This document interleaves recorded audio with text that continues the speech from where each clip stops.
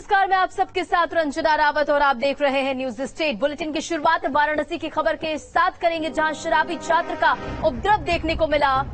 बताते चले आपको, शराबी छात्र ने दुकान पर जमकर तोड़फोड़ की है और नशे में छात्र ने दुकानदार को भी पीटा है। तो बड़ी खबर वाराणसी से आपको बताते चले, जहां शराबी छात्र ने जमकर बवाल काटा है और शराबी छात्र ने एक दुकान में तोड़फोड़ भी की है और साथ ही नशे के हालत में छात्र ने दुकानदार को भी जमकर पीटा है। और देखिए, ये तस्वीरें निकलकर सामने आई है, किस तरह से शराबी छात्र का उत्पात जारी है। इन तस्वीरों में आप देख सकते हैं, फिलहाल ये तस्वीरें सोशल मीडिया पर वायरल हो रही है और न्यूज स्टेट उत्तर प्रदेश उत्तराखंड पर आप ये सबसे पहले तस्वीरें देख पा रहे हैं।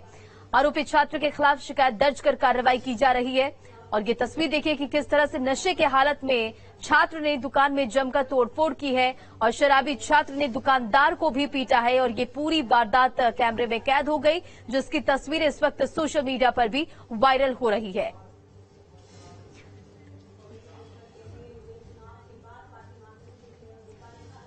बढ़ते आगे बात, शाहजहांपुर की दो गुटों में मारपीट का वीडियो वायरल हो रहा है और पुलिस चौकी के पास जमकर हुई है मारपीट। तो बड़ी खबर शाहजहांपुर से, जहां दो गुटों में मारपीट का वीडियो वायरल और पुलिस चौकी के पास जमकर मारपीट हुई है। दोनों तरफ से लात घुसे और बेल्ट चली है और देखिए, इसकी तस्वीरें भी निकलकर सामने आई है। और सबसे पहले न्यूज स्टेट उत्तर प्रदेश उत्तराखंड पर आप ये तस्वीरें देख पा रहे। देखिए किस तरह से अफरा तफरी का माहौल है और किस तरह से दो गुटों के बीच में मारपीट हो रही है और ये तस्वीरें भी वायरल हो रही है। दोनों तरफ से लात घुसे और बेल्ट चल रही है और सट्टे को लेकर आपको बताते चले, ये विवाद हुआ था।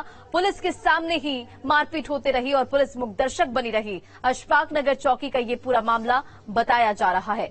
देखिए किस तरह से बेल्ट से पिटाई करता हुआ शख्स नजर आ रहा है।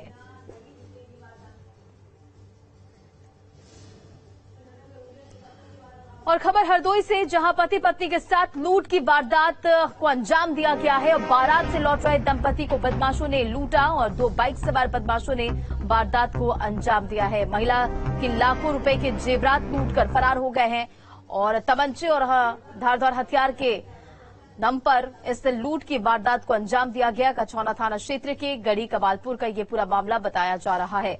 तो पति पत्नी से लूट की वारदात को अंजाम दिया बदमाशों ने और फिलहाल इस पूरे मामले की तफ्तीश में पुलिस जुटी हुई है। हरदोई से आपको ये खबर बता रहे हैं, जहां दो बाइक सवार बदमाशों ने इस पूरे वारदात को अंजाम दिया है। महिला से लाखों रुपए के जेवरात लूट कर रफू चक्कर हो गए बदमाश, वहीं तमंचे और धारदार हथियार के साथ हमला भी किया और कछौना थाना क्षेत्र के गढ़ी कमालपुर का ये पूरा मामला बताया जा रहा है।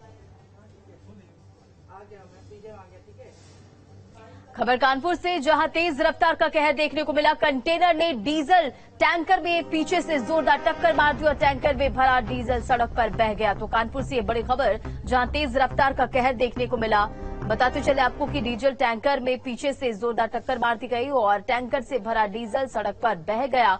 और ये देखिए, तस्वीरें भी निकलकर सामने आई है। लोग डीजल भर भर के भागते हुए नजर आए और गोविंद नगर थाना के पुलिस ने भीड़ को भगाया। इसकी जानकारी मिलने के बाद पुलिस मौके पर पहुंची और जो लोग वहां से डीजल लेकर भाग रहे थे, लोगों को हटाया गया।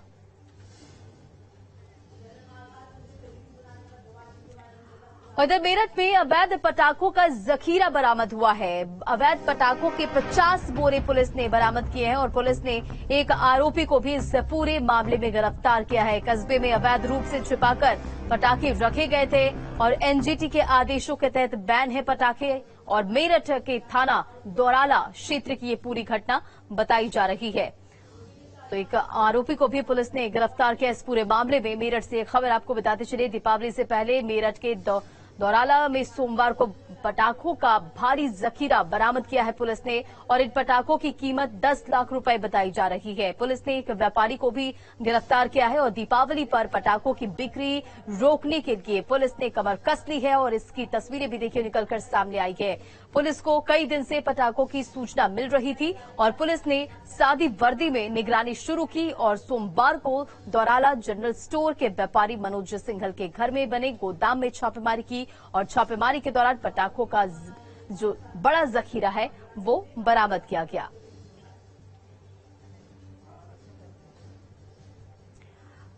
बढ़ते खबरों में आगे, मुख्यमंत्री योगी आदित्यनाथ ने भारत के राजदूतों से भेंट की और 15 देशों में तैनात भारत के राजदूतों से मुलाकात करते हुए मुख्यमंत्री योगी आदित्यनाथ नजर आए। ग्लोबल इन्वेस्टर समिट को सफल बनाने में सहयोग मांगा है और साथ ही अगले साल फरवरी में आयोजित होगा समिट। तो देखिए तस्वीरें निकलकर सामने आई है जहां मुख्यमंत्री योगी आदित्यनाथ भारत के राजदूतों से मुलाकात करते हुए नजर आए। 15 देशों में तैनात भारत के राजदूतों से सीएम योगी आदित्यनाथ ने मुलाकात की। साथ ही ग्लोबल इन्वेस्टर समिट को सफल बनाने में सहयोग भी मांगा है योगी ने और अगले साल फरवरी में आपको बताते चले आयोजित होगा समिट और सभी राजदूत दूसरे देशों में भारत के ब्रांड एम्बेसडर। ये सीएम योगी का बयान सामने आया है। खबरों में बढ़ते आगे और अगली बड़ी खबर आपको बताते चले। आज देवरिया जाएंगे सीएम योगी आदित्यनाथ और देवरिया को देंगे कई बड़ी सौगात। इसे लेकर तैयारियां भी की जा रही है। तो बड़ी खबर आपको बताते चले, आज देवरिया के दौरे पर रहने वाले मुख्यमंत्री योगी आदित्यनाथ जहां पर वो कई बड़े सौगात जो हैं वो देवरिया वासियों को सौंपने वाले 477 करोड़ रुपए की परियोजनाओं की सौगात देंगे। साथ ही लाभार्थी परियोजनाओं के पात्रों को भी प्रमाण पत्र सौंपेंगे सीएम योगी आदित्यनाथ और पीएम आवास की चाबी भी सौंपेंगे। साथ ही सीएम योगी के देवरिया दौरे को लेकर तैयारियां भी की जा रही है। तो आज देवरिया के दौरे पर रहेंगे सीएम योगी, जहां पर सीएम योगी 477 करोड़ रुपए के विकास कार्यों की सौगात देंगे और आज उनका देवरिया दौरे में क्या कुछ कार्यक्रम रहना वो भी हम आपको बता रहे हैं। देवरिया में 233 विकास परियोजनाओं का शिलान्यास करेंगे, लोकार्पण करेंगे। साथ ही 3 दिवसीय एग्रो क्लाइमेटिक किसान मेला का शुभारंभ करेंगे, जिसका आयोजन पत्थर देवा में होने जा रहा है और सीएम योगी कृषि एवं क्रीड़ा विभाग की 7.52 करोड़ रुपए की 2 परियोजनाओं का शिलान्यास और 2 करोड़ 40 लाख रुपए की 3 परियोजनाओं का लोकार्पण भी करेंगे। तो ये तमाम वो कार्यक्रम जो आज देवरिया में होना है। खबरों में बढ़ते आगे और अगली बड़ी खबर आपको बताते चले, कर्मचारियों को योगी सरकार का तोहफा। राज्य कर्मियों को, पेंशनरों को दिवाली गिफ्ट मिला है। फैसला 1 जुलाई 2022 से मान्य रहेगा। तो बड़ी खबर आपको बताते चले, कर्मचारियों को योगी सरकार का बड़ा तोहफा। राज्य कर्मियों, पेंशनरों को दिवाली गिफ्ट मिला है और फैसला आपको ये बताते चले 1 जुलाई 2022 से मान्य रहेगा। हर कर्मचारी को 6,908 बोनस देने का फैसला लिया गया है। तो सरकार ने महंगाई भत्ता बढ़ाकर 38% किया और 34 से बढ़ाकर आपको बताते चले 38% किया गया है महंगाई भत्ता।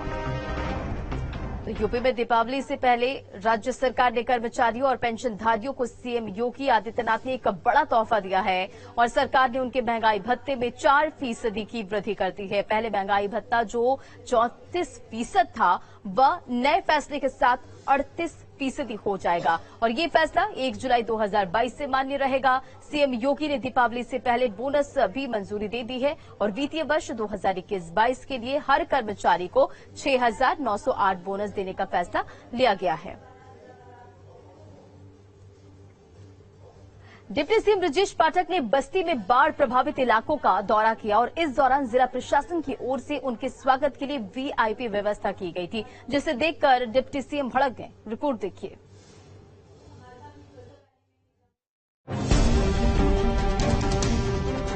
यूपी के डिप्टी सीएम ब्रजेश पाठक लगातार बाढ़ प्रभावित इलाकों का दौरा कर रहे हैं। इस बीच सोमवार को ब्रजेश पाठक बस्ती में बाढ़ प्रभावित इलाकों का दौरा करने पहुंचे। यहां कलवारी के डकही गांव में बाढ़ राहत शिविर कैंप में उन्होंने बाढ़ पीड़ितों से मुलाकात की। डिप्टी सीएम के स्वागत के लिए जिला प्रशासन ने वीआईपी व्यवस्था की थी। बाढ़ पीड़ित इलाके में रेड कारपेट और टेंट लगाकर कार्यक्रम का बाकायदा आयोजन किया गया था, जिसे लेकर ब्रजेश पाठक भड़क गए। मंच से ही इसकी कड़ी निंदा की, खुद ही सुनिए आप। मैं सरकार की तरफ से आपके बीच में मदद सीधे देने के लिए आया हूं। यहां पर पहुंचने पे मुझे बहुत दुख हुआ है। मैं जिला प्रशासन से कहूंगा कि बाढ़ राहत कैंपों में इस प्रकार के लिए टेंट की व्यवस्था हमारे आने पर भविष्य में न की जाए। ये धनराशि का दुरुपयोग बिल्कुल नहीं जरूरत है। साधारण इस धनराशि का उपयोग सारा का सारा बाढ़ पीड़ित लोगों के लिए किया जाए। इस टेंट और ये दरी बिछाने की बिल्कुल आवश्यकता नहीं है। ये सारे के सारे पैसे हमारे भाइयों को, बहनों को, बुजुर्गों को मिलने चाहिए और बिल्कुल भी आवश्यकता नहीं है। ये बोतल का पानी हम लोग न पीने के लिए नहीं आए हैं। हम लोग आप लोगों की पीड़ित दर्द का एहसास करने के लिए आए हैं। ब्रजेश पाठक ने जिला प्रशासन को साफ लफ्जों में चेतावनी देते हुए कहा, इस तरह के कार्यक्रम में जहां लोग बाढ़ से परेशान हैं, ऐसा स्वागत न किया जाए।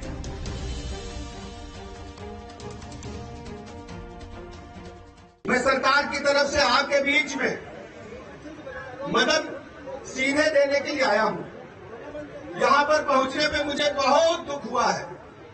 मैं जिला प्रशासन से कहूंगा कि बाढ़ राहत कैंपों में इस प्रकार के लिए टेंट की व्यवस्था हमारे आने पर भविष्य में न की जाए। ये धनराशि का दुरुपयोग है, बिल्कुल नहीं जरूरत है। साधारण इस धनराशि का उपयोग सारा का सारा बाढ़ पीड़ित लोगों के लिए किया जाए। इस टेंट और ये दरी बिछाने की बिल्कुल आवश्यकता नहीं है। ये सारे के सारे पैसे हमारे भाइयों को, बहनों को, बुजुर्गों को मिलने चाहिए और बिल्कुल भी आवश्यकता नहीं है। ये बोतल का पानी हम लोग न पीने के लिए नहीं आए हैं, हम लोग आप लोगों की पीड़ित दर्द का एहसास करने के लिए आए हैं। डिप्टी सीएम ब्रजेश पाठक की ये चेतावनी जहां जिला प्रशासन के लिए एक सबक है, वहीं आम जनता के बीच मदद करने के लिए पहुंचकर उन सभी मंत्रियों के लिए सीख भी है जो सिर्फ फोटो क्लिक करवा कर लौट आते हैं। बस्ती से Mohammad Kasif, team news state. बात भदोही की, जहां पूर्व विधायक बाहुबली विजय मिश्रा को आर्म्स एक्ट के एक मामले में कोर्ट ने 2 साल की सजा सुनाई है। आपको बताते चले कि कोर्ट ने असलहे का लाइसेंस निरस्त होने के बाद भी लाइसेंसी असलहा जमा नहीं कराने के मामले में मुकदमा दर्ज हुआ था, जिस प्रकरण में कोर्ट ने ये फैसला और ये सजा सुनाया है। वर्तमान में जेल में बंद पूर्व विधायक विजय मिश्रा पर आर्म्स एक्ट के मामले में 2011 में मुकदमा दर्ज किया गया था।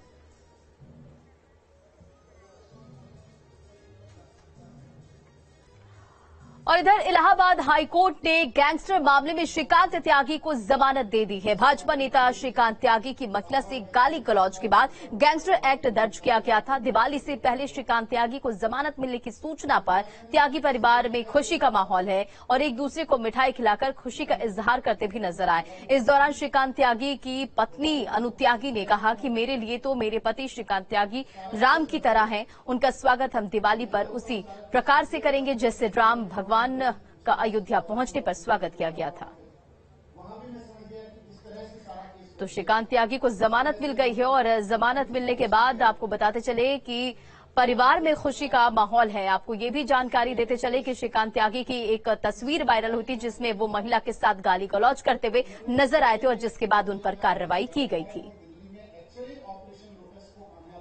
मेरे लिए तो मेरे पति श्रीकांत त्यागी राम की तरह हैं और उनका स्वागत हम जिस तरह से दिवाली पर भगवान राम का स्वागत किया गया था, तो मेरा परिवार तो बिल्कुल उसी तरह से उनका स्वागत करेगा। हम और हमारा परिवार, साथ ही साथ त्यागी समाज भी बहुत खुश है और हमें पहले दिन से इस चीज के ऊपर पूर्ण विश्वास था कि हमें न्याय जरूर मिलेगा, क्योंकि जो हमारी लड़ाई थी वो न्याय की लड़ाई थी। हमारे साथ अन्याय हुआ था और हमें भरोसा था कि न्यायपालिका द्वारा हमारे साथ न्याय जरूर होगा।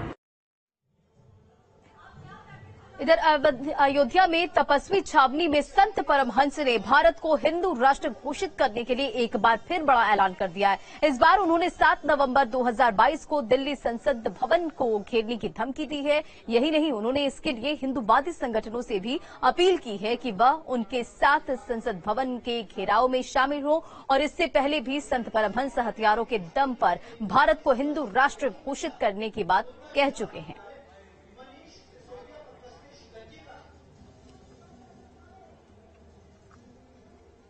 7 नवंबर 2022 दिल्ली संसद भवन का मैं घेराव करने पहुंच रहा हूं और मैं अपील करता हूं कि जितने भी सनातन धर्म को मानने वाले हिंदू भाई बहन हैं और हिंदूवादी संगठन हैं, सब लोग पहुंचे। मुसलमानों को पाकिस्तान, बांग्लादेश मिला जो इस्लामिक राष्ट्र घोषित हो चुका है, इसलिए बंटवारे से बचा हुआ जो हिंदुस्तान है वह हिंदू राष्ट्र घोषित हो। इसको लेकर के हम लोग 7 नवंबर 2022 11 बजे संसद भवन का घेराव करेंगे। यूपी पुलिस के उत्तराखंड में एनकाउंटर के बाद योगी और धामी पुलिस सामने आ गई है। मुरादाबाद के इनामी खनन माफिया जफर अली की गिरफ्तारी को लेकर यूपी पुलिस की उत्तराखंड में दी गई दबिश के दौरान गोली लगने से एक महिला की मौत के बाद दोनों राज्यों के अधिकारियों ने बीच टकराव लगातार सामने आ रहा है। रिपोर्ट देखिए। यूपी और उत्तराखंड पुलिस के बीच जुबानी जंग छिड़ गई है। उत्तराखंड की अपर मुख्य सचिव गृह राधा रतूड़ी ने यूपी पुलिस की कार्यशैली पर सवाल उठाते हुए निर्दोष लोगों को फंसाने का आरोप लगाया है। जो क्राइम है वो सॉल्व होनी चाहिए और सही तरीके से सॉल्व होना चाहिए, और किसी निर्दोष को पकड़ना भी नहीं चाहिए, ये भी गलत है। कई बार यूपी पुलिस क्या करती है, किसी निर्दोष व्यक्ति को पकड़ के वो कहती है कि हमने सॉल्व कर दिया, ये भी गलत है। अगर आप एक निर्दोष व्यक्ति को सजा देंगे तो उससे और 99 और अपराधी पैदा होंगे। तो अपराध का सही विवेचना होनी चाहिए, सही लोगों को सजा मिलनी चाहिए। इस बयान पर कड़ी प्रतिक्रिया व्यक्त करते हुए यूपी के एडीजी कानून व्यवस्था प्रशांत कुमार ने कहा कि ऐसे गैर जिम्मेदाराना तथ्यहीन बयान से लोक सेवकों को बचना चाहिए। उत्तर प्रदेश पुलिस ने उत्तराखंड के एसीएस होम का बयान देखा और सुना है। एसीएस गृह उत्तराखंड ने बगैर तथ्यों की जानकारी किए एक गैर जिम्मेदाराना बयान जारी किया है। किसी भी सिविल सर्वेंट को ऐसे बयानों से बचना चाहिए। ये बयान खेदजनक है और तथ्यों पे आधारित नहीं है। बता दें कि उत्तराखंड में अपराधी पकड़ने गई यूपी पुलिस की फायरिंग में एक महिला की मौत होने के बाद से मचे बवाल को लेकर राधा रतूड़ी ने कहा था कि यूपी पुलिस दोषियों की बजाय निर्दोष लोगों को पकड़ती है। इस बयान के बाद यूपी से लेकर उत्तराखंड तक मामला गर्मा गया। मामले को बढ़ता देख एसीएस राधा रतूड़ी को अपने बयान पर सफाई देनी पड़ रही है। जो भी कोई क्राइम होता है तो उसका इन्वेस्टिगेशन सही तरीके से होना चाहिए, और जो वास्तव में दोषी व्यक्ति हैं उनके खिलाफ कड़ी से कड़ी कार्रवाई होनी चाहिए। सभी प्रदेशों की पुलिस अच्छा काम कर रही है, यूपी पुलिस भी और उत्तराखंड पुलिस भी, और बहुत सारे ऐसे क्राइम्स होते हैं जिसमें मिल के दोनों पुलिस काम कर रही हैं और उसको सॉल्व भी कर रही हैं और बड़े बड़े अपराधियों को पकड़ा भी जा रहा है। तो आशय सिर्फ इतना ही था कि कोई निर्दोष व्यक्ति किसी भी केस में ना फंस जाए, और जो वास्तव में दोषी व्यक्ति हैं उनके विरुद्ध ही पुलिस कार्रवाई करे। इनामी खनन माफिया जफर अली की गिरफ्तारी को लेकर यूपी पुलिस की उत्तराखंड में दी गई दबिश के दौरान गोली लगने से महिला की मौत के बाद से ही दोनों राज्यों के अधिकारियों के बीच टकराव की स्थिति बनी हुई है। Team news state. और इधर इलाहाबाद हाईकोर्ट ने वाराणसी के ज्ञानव्यापी मस्जिद इंतजामिया कमेटी की याचिका पर सुनवाई की और फिर मस्जिद कमेटी के अनुरोध पर सुनवाई के लिए 19 अक्टूबर की अगली डेट तय कर दी गई है। साथ ही कोर्ट ने वाराणसी जिला जज को निर्देश दिया है कि वो केस से जुड़े सारे रिकॉर्ड की सत्यापित कॉपी अगली सुनवाई पर कोर्ट को उपलब्ध करवाए। हाईकोर्ट में इंतजामिया कमेटी ने जिला कोर्ट के वर्शिप एक्ट को लेकर 12 सितंबर को दिए फैसले के खिलाफ याचिका दी थी, और इस पूरे मामले में हमारे संवाददाता मानवेंद्र प्रताप सिंह ने हिंदू पक्ष के वकील विष्णु शंकर जैन से बातचीत की। सुनिए क्या कुछ कहा उन्होंने। वाराणसी के ज्ञानव्यापी श्रृंगार गौरी मामले में मसाजिद कमेटी की तरफ से 12 सितंबर के उस आदेश को चुनौती दी गई है। हमारे साथ विष्णु शंकर जैन है जो इस मामले में अधिवक्ता हैं और आज इस मामले में सुनवाई थी, उनसे बात कर लेते हैं। सर, ये बताएं कि आज इस मामले में सुनवाई थी, क्या हुआ कोर्ट? देखिए, आज जो मस्जिद कमेटी के वकील हैं वो कोर्ट से कुछ समय मांग रहे थे कुछ डॉक्यूमेंट्स फाइल करने के लिए, तो माननीय न्यायालय ने जिला जज वाराणसी को निर्देशित किया है कि जो उसका पूरा रिकॉर्ड है उसकी जेरोक्स कॉपी सर्टिफाई करके कोर्ट में सबमिट कर दें, और इस मामले की अगली सुनवाई परसों यानी 19 अक्टूबर को लगाई है 2 बजे के लिए। किस तरह का रिकॉर्ड मांग रहे थे? जो पूरा वाराणसी कोर्ट का रिकॉर्ड है, ट्रायल कोर्ट का जो पूरा रिकॉर्ड है, उसकी जेरोक्स कॉपी जिला जज वाराणसी का जो कार्यालय है वो माननीय न्यायालय को यहाँ पे सबमिट करेगा, और उसके बाद 2 बजे परसों उसकी सुनवाई होगी। इसमें मुख्य तौर पे देखा जाए तो क्या प्रेयर क्या से उनका कहना यह है कि जो 12 सितंबर 2022 का फैसला है माननीय जिला जज वाराणसी साहब का, वो फैसला गलत है, क्योंकि प्लेसेस ऑफ वर्शिप एक्ट से केस बाधित है, वक्फ एक्ट से केस बाधित है, और इसलिए इसमें कोई ट्रायल नहीं हो सकता है, और इसलिए उस ऑर्डर को सेट असाइड किया जाए, उस ऑर्डर को डिसमिस किया जाए, और उनकी जो एप्लीकेशन है 711 की उसको अलाउ किया जाए। और वाराणसी में ज्ञानव्यापी श्रृंगार गौरी मामले में पक्षकार बनने के लिए दी गई कुल 17 याचिकाओं को जिला जज ने खारिज कर दिया है। बीते कुछ दिनों में 1/10 यानी कि इस प्रकरण में पक्षकार बनने के लिए कई अलग अलग संस्थाओं, संगठनों और धार्मिक पक्ष से जुड़े लोगों ने याचिका दायर की थी। इस पर कोर्ट ने सुनवाई करते हुए सभी याचिकाओं को निरस्त कर दिया है, और वहीं कोर्ट के फैसले से नाराज याचिकाकर्ता के वकील ने कहा कि जिला जज ने सबको एक नजरिए से देखा है, जबकि एक याचिकाकर्ता ने हाईकोर्ट जाने की बात भी कही है। 110 पे सारे प्रार्थना पत्र को निरस्त कर दिया गया है। न इसमें किसी नहीं 3 लोगों की बाकी थी, उन 3 लोगों का भी निर्णय 21 तारीख को आ जाएगा। लोगों ने एडजर्नमेंट सीख किया था, उसको भी माननीय न्यायालय ने मना कर दिया है और आज ये माननीय न्यायालय का था कि जितने लोग जो है उपस्थित हैं उनको सुन लिया गया, जो नहीं उपस्थित है उनका एप्लीकेशन नॉन प्रेजेंस में खारिज कर दिया जाएगा। माननीय न्यायालय ने स्पष्ट कर दिया कि इस तरह जिन लोगों को अपनी कुछ विशेष बात या कोई विशेष साक्ष्य रखना है, वो सभी लोग यहाँ पे आके माननीय न्यायालय किसी वादिनी के माध्यम से अपनी बात न्यायालय के समक्ष रख सकते हैं। देखिए 110 पर जो पूर्व में सुना गया था, सभी प्रार्थना पत्र खारिज कर दिए गए हैं। 2-3 लोग आज फिर पुनः सुनाए हैं, उस पर हमारी आपत्ति रही है, जिसे अभी 21 तारीख को आदेश आ जाएगा। संभव है को भी खारिज हो जाना चाहिए और 82 का प्रार्थना पत्र वगैरह पुनः जो कमीशन हटा करके था, उस पर माननीय न्यायालय द्वारा कहा गया कि 21 तारीख को 21/10 को ही सुनवाई की जाएगी। विपक्षी द्वारा आपत्ति के लिए अंतिम अवसर दिया गया। खबरों में बढ़ते आगे, श्री कृष्ण जन्मभूमि विवाद मामले में तीनों अलग अलग दावों में 7 नवंबर को अगली सुनवाई की तारीख मिली है और जिला जज की अदालत में सुन्नी सेंट्रल वक्फ बोर्ड फिर हाजिर नहीं हुआ और सुन्नी सेंट्रल वक्फ बोर्ड को नोटिस तामील कराने के लिए स्पेशल मैसेंजर भेजा गया था और अगली तारीख पर अगर सुन्नी सेंट्रल वक्फ बोर्ड कोर्ट में नहीं हाजिर हुआ तो एक्स पार्टी आदेश जारी हो जाएगा। और वादी अधिवक्ता महेंद्र प्रताप सिंह ने सुन्नी सेंट्रल वक्फ बोर्ड और शाही ईदगाह कमेटी पर केस को लटकाने भटकाने का आरोप भी लगाया है। उत्तर प्रदेश सरकार के द्वारा कराए जा रहे जन कल्याणकारी कार्यों का निरीक्षण करने के लिए 7 देशों के राजदूतों ने बहराइच जिले का भ्रमण किया और इस दौरान सभी देशों के राजदूतों ने विकास कार्यों को बारीकी से देखा और आंगनबाड़ी केंद्रों को भी देखा गया। दरअसल नीति आयोग के सर्वे में बहराइच के बेहतर कार्य के कारण कई जन कल्याणकारी योजनाएं जिले में चलाई जा रही है, जिसे देखने 7 देशों के राजदूत पहुंचे थे।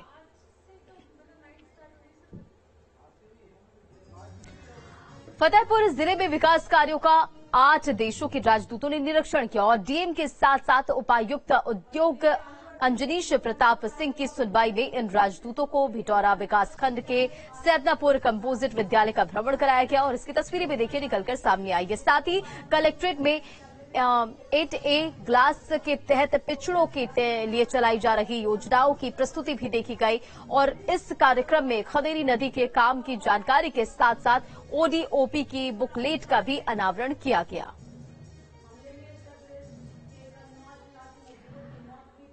बढ़ते खबरों में आगे, दक्षिणी रूसी शहर येस्क में एक सैन्य विमान दुर्घटनाग्रस्त हो गया। बताया जा रहा है कि विमान एक आवासीय इमारत पर क्रैश हुआ है और देखिए ये भयावह तस्वीर भी निकलकर सामने आई है। न्यूज स्टेट उत्तर प्रदेश उत्तराखंड पर आप ये तस्वीरें देख पा रहे हैं। तो बताया जा रहा है कि दक्षिणी रूसी शहर येस्क में एक सैन्य विमान दुर्घटनाग्रस्त हो गया है और विमान एक आवासीय इमारत पर क्रैश हुआ। जानकारी के मुताबिक रूस का एक युद्धक विमान के इंजन में खराबी आ गई और इसके बाद विमान आजोव सागर पर येस्क बंदरगाह में एक रिहायशी इलाके में दुर्घटनाग्रस्त हो गया। रूसी रक्षा मंत्रालय ने बताया कि Su-34 ने एक इंजन में उड़ान भरने के दौरान आग लग गई और इसके बाद विमान नीचे गिर गया और चालक दल के दोनों सदस्य सुरक्षित थे। हालांकि विमान एक रिहायशी इलाके में दुर्घटनाग्रस्त हो गया। आपात सेवाएं आग बुझाने में लगी और ये तस्वीरें भी देखिए निकलकर सामने आई। 16 अक्टूबर को हुई पीईटी परीक्षा में पकड़े गए सॉल्वर गैंग के तार एटा से भी जुड़े हुए हैं और नगर पुलिस ने पीईटी परीक्षा में फर्जी सॉल्वर को गिरफ्तार किया है। पुलिस ने फर्जी प्रवेश पत्र बनाकर दूसरे अभ्यर्थी के साथ पीईटी परीक्षा दे रहे सॉल्वर को गिरफ्तार किया और पूछताछ और कार्रवाई की जा रही है। इधर नोएडा के सेक्टर 105 स्थित लोटस बर्ड सोसाइटी में एक मासूम बच्चे पर 2 से 3 स्ट्रीट डॉग ने जानलेवा हमला कर दिया और हमले में बच्चा बुरी तरह से घायल हो गया। बच्चे की डॉक्टर्स ने सर्जरी की। आपको बताते चले कि सोसाइटी में ठेकेदार द्वारा निर्माण कार्य कराया जा रहा है। वहां पर बच्चे के माता पिता लेबर का काम कर रहे थे और बच्चे को जमीन पर कपड़ा बिछाकर लिटाया हुआ था कि तभी 2 से 3 स्ट्रीट डॉग बच्चे पर जानलेवा